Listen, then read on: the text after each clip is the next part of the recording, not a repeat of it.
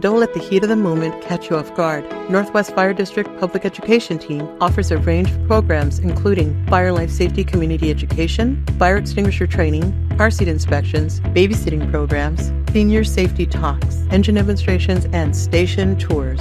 Your well-being is our priority. For more information, visit nwfdaz.gov or call us at 520-887-1010. Together, we can create a safer and more informed community. Have you heard? Marana has unforgettable festivals and events. From parades to fireworks, rodeo competitions to light shows, we'll show you a good time. Learn more about the Marana Signature Event Series by visiting maranaz.gov/events. Welcome to Real Talk with the Town, where I sit down with Marana staff to answer your burning questions about our beautiful community. My name is Terry Rozema, and I'm the town manager for the town, so let's get started.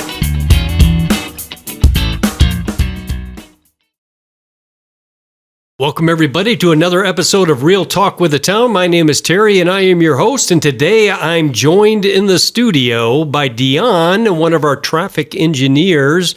Diahn, say hello to our listeners today. Hi, Terry. Hello, listeners. So, Diahn, you are your official title with the town, traffic engineer? Traffic manager, but I am traffic manager. Yes, but you are a traffic engineer. I am indeed, yes. So, by way of icebreaker, let's talk about how in the world you got into traffic engineering. Can you share that with our folks here? Sure, I'd be happy to. I got into traffic engineering by way of bicycling and being a pedestrian. When I was, trying to figure out what to do with my life, I ended up on the Citizens Transportation Advisory Committee, which is a City of Tucson advisory committee. Mm-hmm. And for the RTA? It was just a general City of Tucson. It was general transportation related issues. And the reason I was attracted to be on that group is that I didn't have a car for so many years of my life that I found it very challenging to get around by bicycle and as a pedestrian on sidewalks, and so I wanted to make a contribution. And during the course of the 8 years that I served on that committee, I changed from being a journalism major to being a civil engineering major, and it just made sense when I finally got my degree to go into the traffic engineering field, the discipline of traffic engineering. So I learn something new every day. They say that that's the case. You learn something new every day, and I just learned something new about Diahn. I did not know you were a journalism major. Right? That's awesome. And you went from that. And so you didn't have a car for a long time because you just didn't want one. You just preferred biking and walking. I mean, why is that? Well, frankly, I couldn't afford one. And there's always that. There was the choice of paying for college or buying a car, and the choice was obvious to me. I went to college. Yeah, well, having a list of priorities is always a good thing in life, and it sounded like you, Diahn, had a good list of education first and vehicle second, and that's what got you into traffic engineering, is just sitting on that committee and realizing the importance of being able to get around and best ways to do that. Well, that's very cool. Thanks for sharing that with us. All right, now that we kind of know how Diahn got into traffic engineering, let's get into our topic of the day, which is also traffic related. Why you're here. So we're going to talk about the Transportation Master Plan, obviously, because that's very important.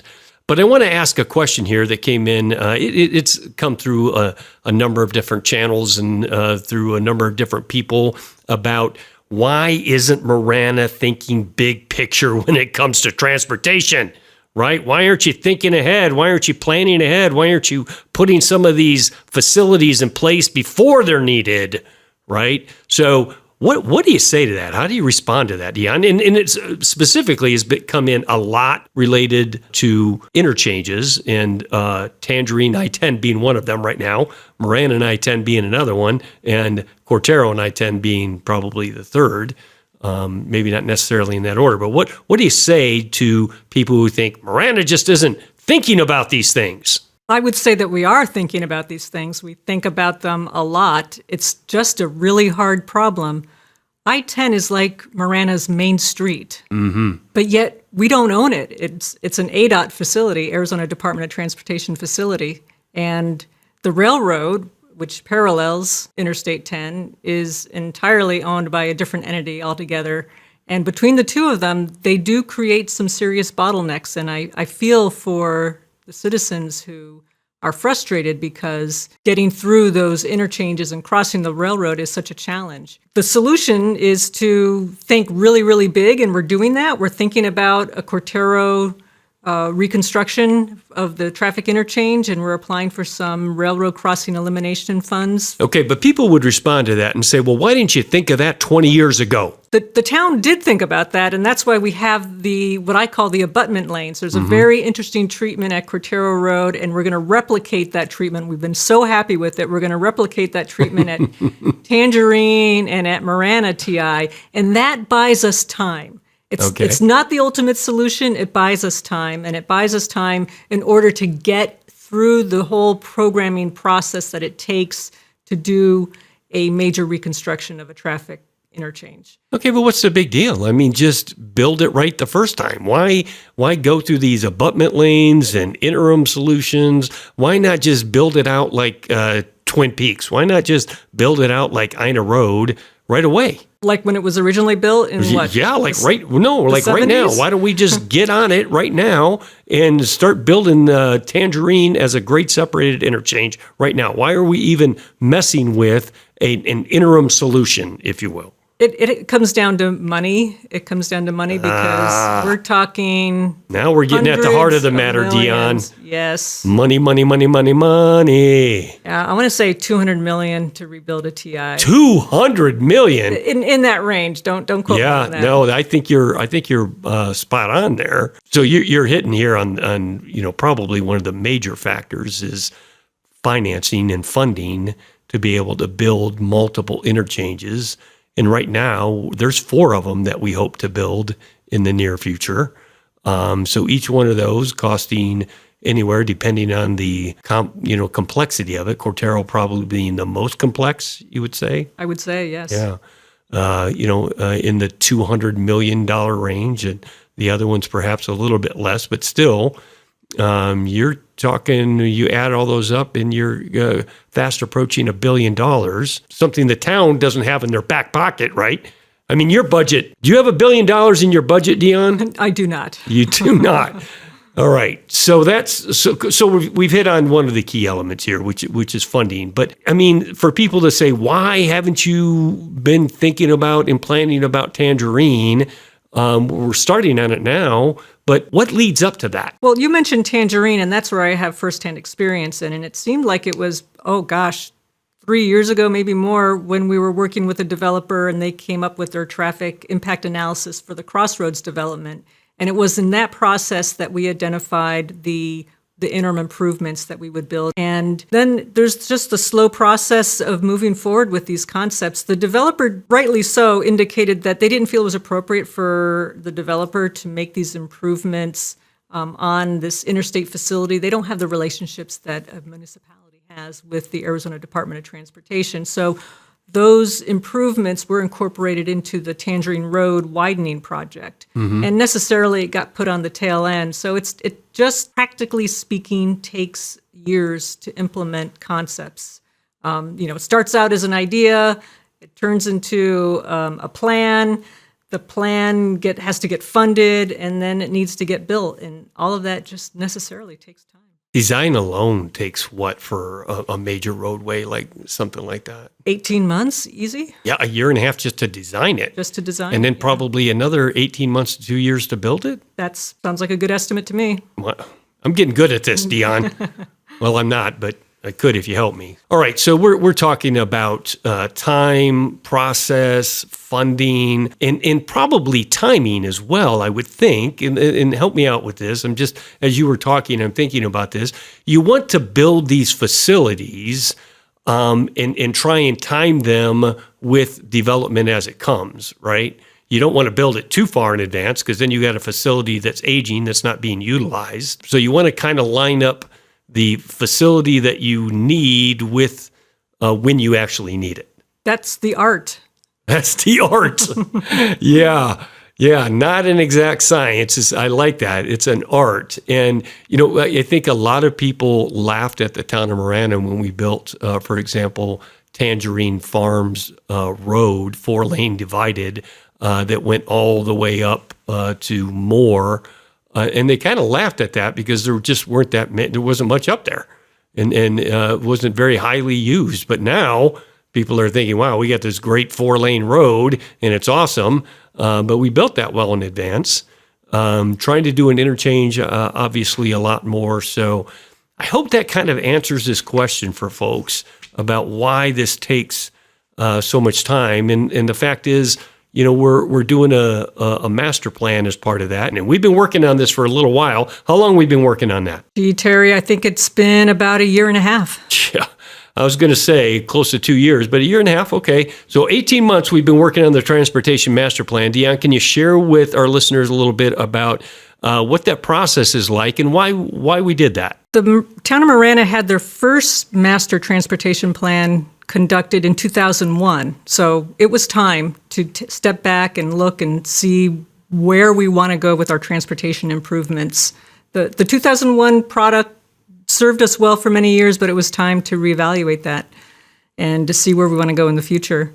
So the plan itself is something that was put together by consultants with staff. I mean, how does that all come together into the product that we have at this point, which is a draft, right? A final draft. How did that all come about? Who put it together? What's kind of the process? The scope of work, I believe, was written by Keith Baran. Okay. And of course, Keith left the town. He's somewhere in Iowa, I think now. Something like that, yeah. Yeah, he's in the cornfields there, I think. I'm not sure. In his absence, we moved forward with that request for proposal. So we advertised to the public, and we had 2 or 3, I forget now how many consultants that applied to do the work for us. We had an evaluation committee, and the firm of Kittleson was the successful candidate or the successful consulting firm bidding on that project. We negotiated a scope and a fee and kicked off work at, I want to say it was the end of 2022. Okay. What's the purpose of a transportation master plan? How is that going to help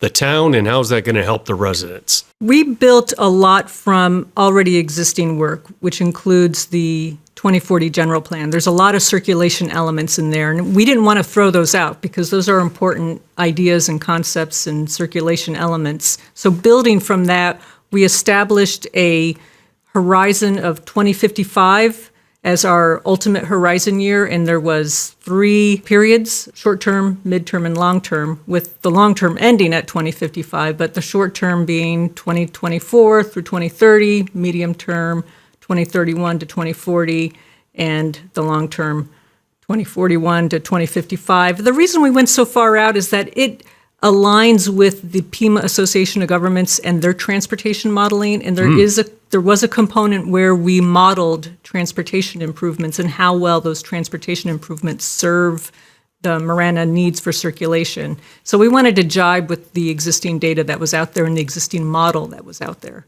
So I want to pick up on something that you mentioned, and that was circulation patterns or circulation. What was the term you used? Circulation needs, perhaps? Circulation needs. So what are some of those circulation models or needs that we picked up from the previous and that we carried forward? Give us an example of what you're talking about when you talk about circulation, the foundations of some of the circulation patterns in the town of Marana. Well, the obvious one, Terry, is I-10 cuts through the town of Marana diagonally and creates a great opportunity for economic investment, but also challenges for circulation as well, because at those interchanges, there are constraints frequently. And even more challenging, there are constraints that we don't necessarily own because the interstate is maintained by the state of Arizona. So that is a circulation pattern that's pretty predominant in the town of Marana.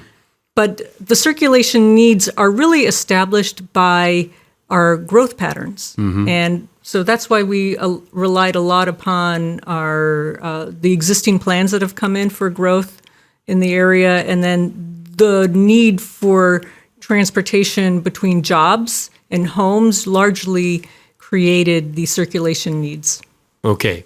So one of the things that we're looking toward doing, and I don't know if this was in the previous plan or not, or if this is only a part of this plan, but the closing of a giant loop or the completion of a giant loop of Tangerine Farms Loop, right? And that starts down at Tangerine and I-10 and right now dead ends into Barnett, Barnett Road. But eventually that's going to continue through. Is that a circulation system, if you will? That's an important part of our circulation system because it's going to really bring a transportation facility, a 4-lane divided road that's going to be able to carry some capacity north from, say, the Gladden Farms area into the Marana TI. So not only will it create opportunities for development of land on both sides of that 4-lane divided facility, but also it will create another opportunity for people to access Interstate 10, which, as I've already indicated, is a pretty important element of our transportation system. Property crimes are often the result of opportunity. You can take action to help reduce crime by starting a Neighborhood Watch program. Neighborhood Watch serves as a guide for more eyes and ears in your neighborhood. Contact the Marana Police Department Community Resource Unit at 520-382-2055 for more information. Do you have a favorite place to eat in Marana? I know I do. We'd love to have you tell us about that place and nominate them for the Taste of Marana Standout Award. This Discover Marana program shines a spotlight on the great food businesses in Marana that make our community a better place and more attractive to tourists. We hope you'll join us in making this program a success and spreading the word about the amazing food businesses in Marana and nominate today. Head to discovermarana.org and search Taste of Marana for a link to the nomination form and to read about the previous winners. Are you splash savvy? In the event of a home drowning, you are the first responder. We'll walk you through the steps so you can prevent further complications until help arrives. Learn more from first responders at maranaaz.gov/splash savvy. We are first responders against drowning, and we are splash savvy. Clark Farms Boulevard, would that be considered another important arterial roadway here in North Marana anyway? I would say that's an important one, yes. Okay. That's the new one that was built as part of the Crossroads project. And yeah, that's a 4-lane divided roadway. It will continue. It's a nice roadway. It's beautiful. Yeah, really nice. And it will ultimately continue north of Moore Road where it stops currently, and it will continue north and then kind of hang to the west and then line up with the existing Clark Farms Boulevard. Now, the one that's currently built is a 4-lane divided. The existing Clark Farms Boulevard is a 3-lane. So it's going to change its functional classification. It's going to carry a different sort of traffic as it terminates over there by, ultimately, Sanders Road. So as it moves further to the west, it goes from 4 lanes down to 3 lanes. Yes, sir. So one east, one west, and one turn lane. Is that what the 3rd lane is? Correct, yes. All right, very good. So let's jump back into this thing because I think a lot of people, you hit on something that I think a lot of people fail to realize, and that is the I-10 running through the middle of our community. And there's also something that parallels the I-10 through our community called a railroad, right? And those are 2 facilities that we don't have control over. Is that a fair statement? That is absolutely a fair statement, yes. Okay. So when there's, and this is, I'm bringing this up because this is probably one of the things I hear most from people in our community, frustration with the interchanges, right? So where do you kind of see that going? What are we doing? Does the transportation master plan help to address any of those frustrations for our residents and the people traveling through our community? I think that the town of Marana has a really good handle on what we need in terms of some of these interchanges, but what the Master Transportation Plan has done is kind of consolidated some of that thinking and maybe brought us all together on one page about how important some of these improvements are. And for the short term, what we see in the Transportation Master Plan are what we call interim improvements at the Tangerine TI. So we'll increase the capacity without rebuilding the whole Tangerine TI. At Tangerine, we're going to do the same treatment for the Marana TI where that extension of Tangerine Farms will reach the Marana TI. But really importantly, our highest priority would be full reconstruction of the Cortero Road TI, including the grade separation of the railroad. Now, why is it? Because it does seem like that's been a real sticking point for us. I think with ADOT, would you say we have a pretty good working relationship with ADOT? Yes, I would say that for sure. Okay, so when we're trying to redo an interchange, they're certainly amenable to that because that benefits them too, right? Absolutely, yes. Okay. Now, with the railroad, and I'm not going to say that we don't have a good working relationship with them, but it's a different entity, right?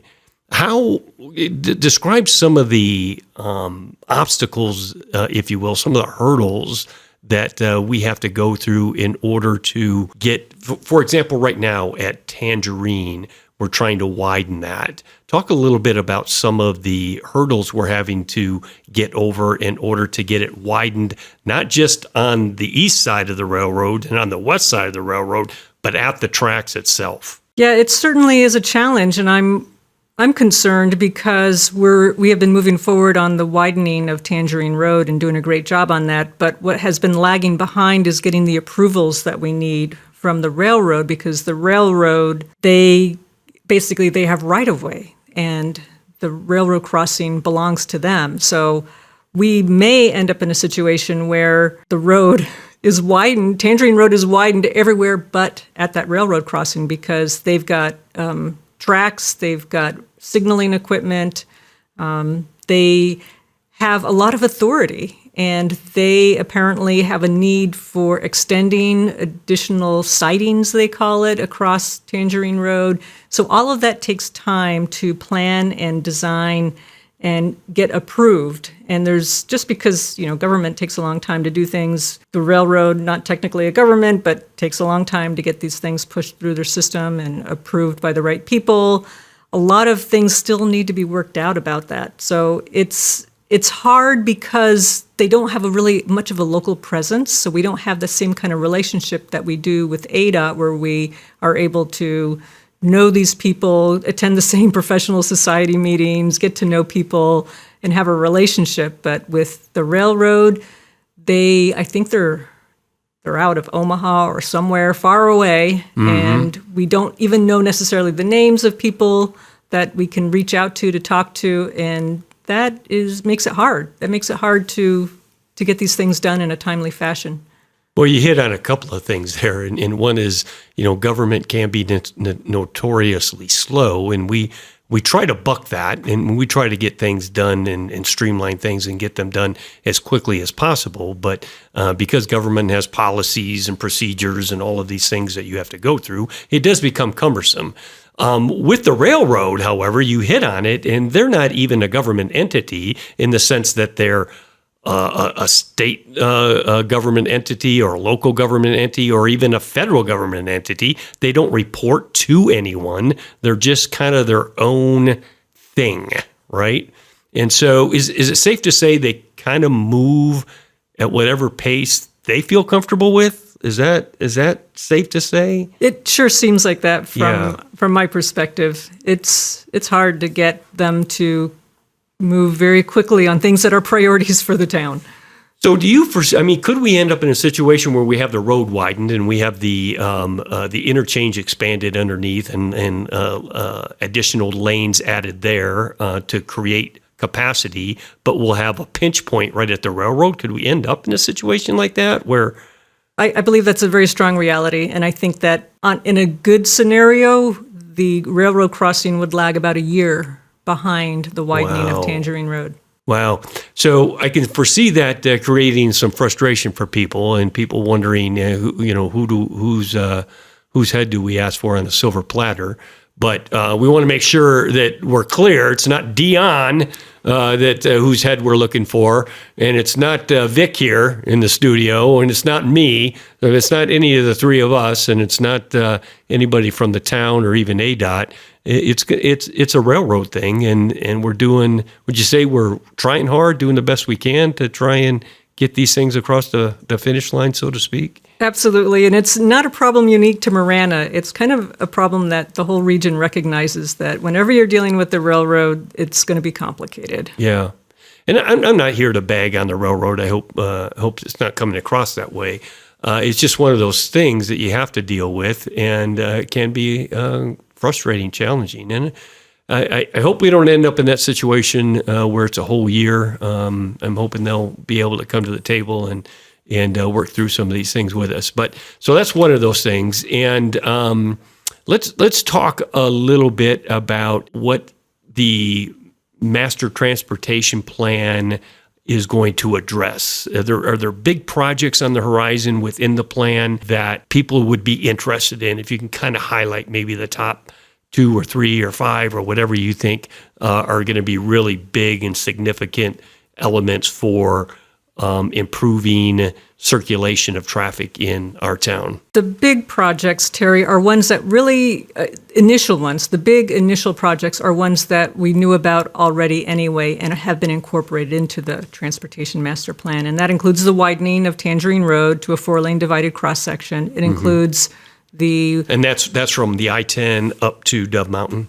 Yes, sir. That's the widening there? Okay. Also, the Rattlesnake Pass 4-lane divide section of Twin Peaks Road, widening Twin Peaks Road up through to Saguaro Highlands. Which is just beyond Saguaro Bloom?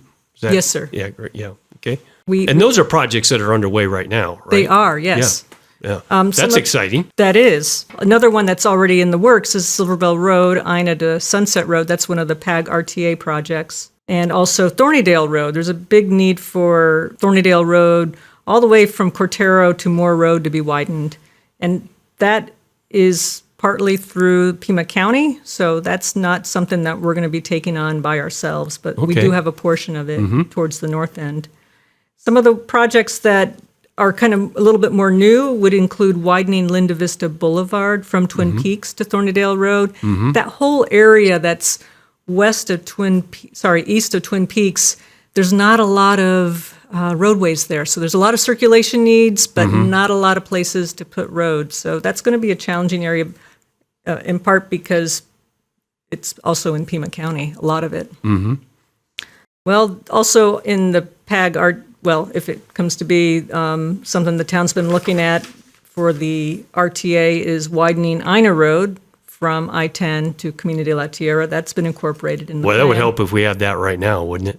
With Orange Grove shut down, I mean, that Ina Road's pretty busy. We've got Aver Valley Road, widened to 4 lanes, Sanders to I-10. And any plans for us to extend Aver Valley Road and have it connect into Tangerine or anything like that? You're talking about on the east side of I-10. Yeah, on the east side. Yeah, it's from the 2040 general plan. There's a concept for that. It's been incorporated as well into this particular transportation master plan. It's a wide open area that's currently not been developed, but south of Tangerine towards Aver Valley Road. Yeah. But it would provide a lot of circulation options, particularly for any kind of development that happens in the Twin Peaks I-10 area. That area is limited, like I've already pointed out, with Pima County and not many options over there. If we were to maybe widen to the north and the west, there would be more opportunities for moving vehicles and people through that area. So that is one of those projects, yeah. Good. But rebuilding the Aver Valley TI, and we've already talked about how difficult it is to rebuild these TIs. There's a lot involved. You got to do a grade separation with the railroad. Right. It's not trivial. Which they like. I mean, they like grades. So they don't like having crossings across their tracks, right? Yeah, we like them too. Yeah, we don't want to cross the railroad either. Yeah, we don't don't like those car train conflicts, right? We have some of those once in a while, and that's always a bad thing. More road interchange, is that a possibility at some point? What would be the opportunities for that, and maybe a timeline if there is anything? That project we put in the medium term, which again is 2031 to 2040. That seems like a pretty reasonable time frame, and you can count me among one of the huge fans for that project. I'm right there with you. If you're fan number 1, I'm fan number 2. Okay. Because I love that idea. I love that idea because in theory you could build it without interrupting traffic that already exists. So if we were to, go out and build a Tangerine Road TI, well, we would have to interrupt all the traffic that's currently using that TI. If we build a Moore Road TI, then we could do that, immediately gain the benefit of it without detracting from the traffic that's already needing to use and access Interstate 10. All right. What do you say to people who say, man, Marana just isn't thinking about the impact of all this growth and how it's affecting the roadways? How do you respond to that? Well, we are thinking about it. You think about it probably daily. I do, actually, yes. It's a challenge. And, one thing is that we can't tell people they can't build a particular project, but we can ask for some sort of mitigation if they wanted to build something. And that's a reasonable request, but then the options are limited. So that's why we have the Transportation Master Plan, so that we can have some options that are available that we can put on the table to talk about when we need some relief for traffic. We think about it every day. It's not easy when everybody wants to drive their car and we don't really have a whole lot of other options for mass transit that are, workable for our region. Right. So opportunities for people in our community to make their voices heard on this plan. Is there any opportunities for that? We have posted the plan on the Marana website, and we are inviting people to review the document and make comments. And those comments are, we are inviting those comments through August 16th. All right. So people, if you have comments, you have thoughts, you can go and you can review this plan. If you love it, give us a big thumbs up or a heart symbol or something that goes with it. I don't know how that works.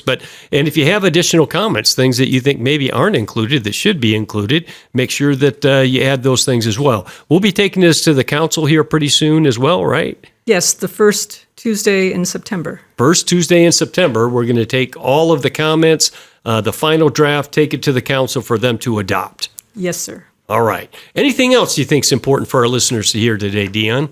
Well, we talked a lot about the roadway improvements. There's also multimodal improvements that are being recommended as part of that's a big one. Transportation Master Plan. Multimodal. Tell us what that means. Multimodal embraces the idea of transportation methods that are outside of, and includes the car, actually, but it incorporates bicycling, walking, and nowadays there's so many other modes of transportation. There's the people on the scooters, but there's also transit. So those multimodal talks about all different modes of transportation. All different ways of being able to get from point A to point B. And we want to provide as many convenient opportunities within that as possible. Is that a fair statement?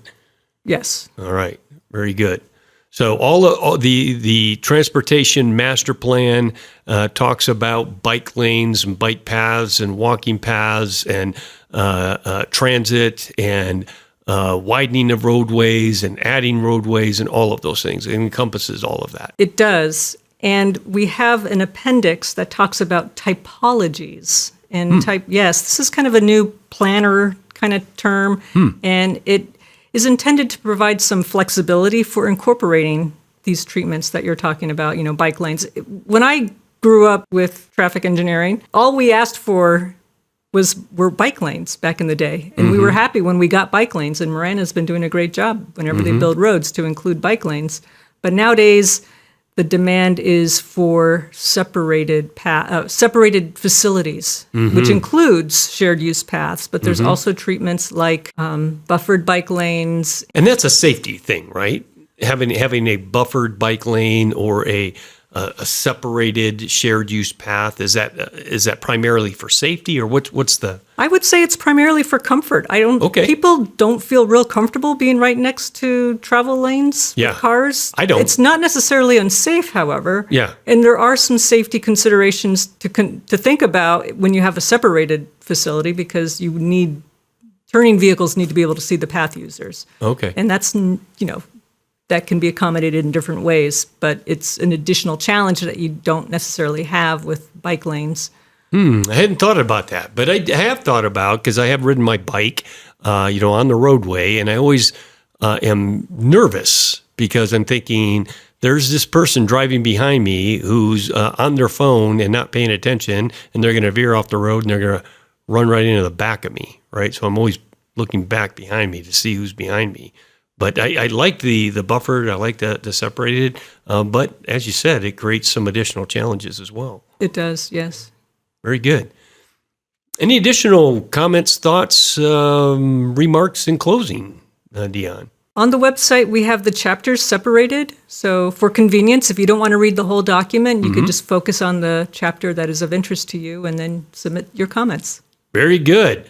Well, Diahn, thank you for joining us for promoting the Transportation Master Plan. Hopefully, all you listeners out there are paying attention and can jump on, provide your input to us so that we hear from all of the people in our community. We so much appreciate that, and we appreciate when you send in your questions. We love being able to respond to those as well. So please make sure you do that, and until next time. Submit your questions by visiting maranaaz.gov/realtalk, and we'll answer them right here. To receive notifications for new releases, remember to hit subscribe wherever you get your podcast. Also, remember to follow the town on Facebook, X, formerly known as Twitter, and Instagram to stay up to date on current news and events.